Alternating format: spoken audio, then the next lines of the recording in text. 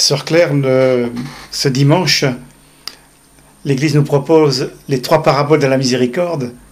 Alors, de laquelle voulez-vous nous parler?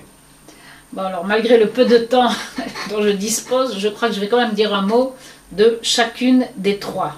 Donc, c'est le chapitre 15 de Saint Luc, 3 grandes paraboles, dont 2 sont très connues, la 3e un petit peu moins.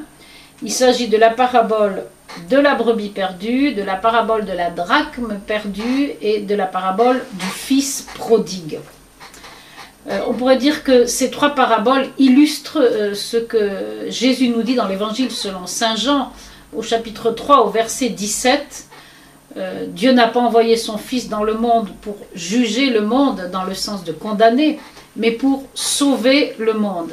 Et ces 3 paraboles nous parlent du salut du monde et de l'amour infini que Dieu a pour l'humanité. Alors, je vais m'appuyer sur la grande tradition, sur les pères de l'Église. La première parabole, c'est la parabole de la brebis perdue. Il y en a 99 que le berger laisse dans le désert et pour aller récupérer la 100e qui s'est perdue.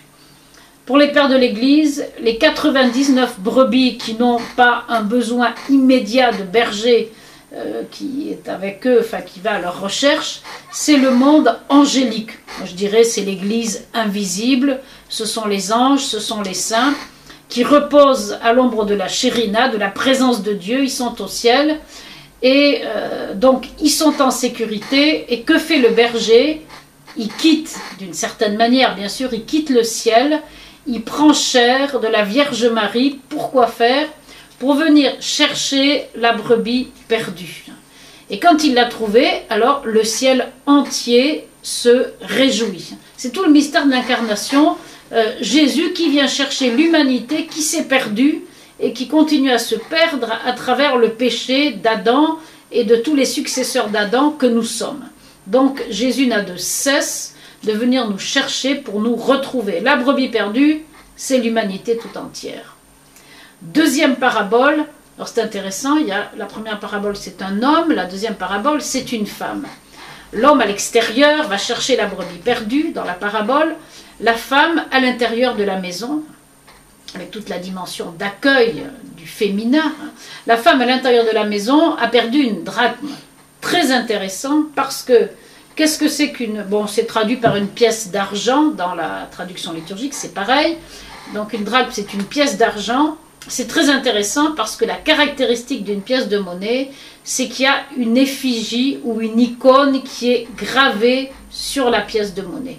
Et de même que la brebis perdue représentait l'humanité perdue, de même la drachme perdue représente l'humanité qui a été gravée à l'icône de Dieu. Nous avons tous été créés à son image et à sa ressemblance. Donc on est gravé de son effigie et on est perdu.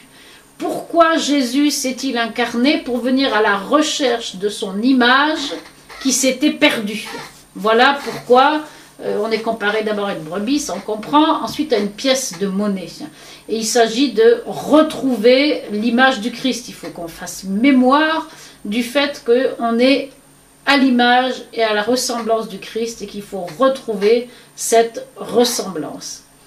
Troisième parabole, alors celle-là est la plus archi connue, c'est la parabole du fils prodigue.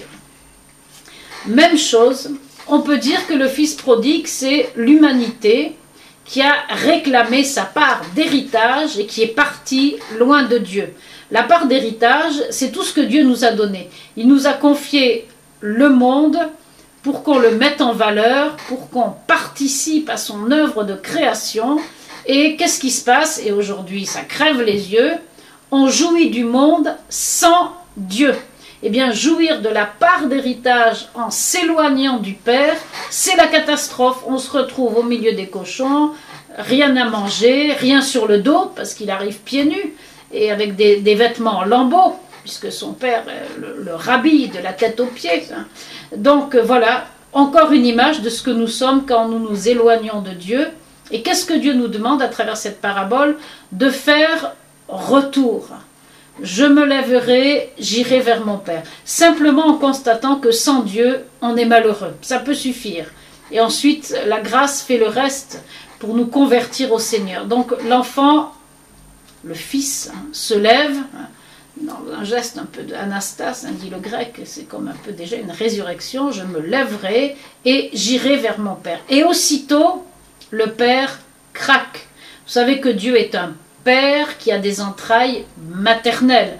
C'est de ces entrailles maternelles de Dieu qu'il est question ici, d'un amour immense, extraordinaire, complètement gratuit et que rien ne peut arrêter.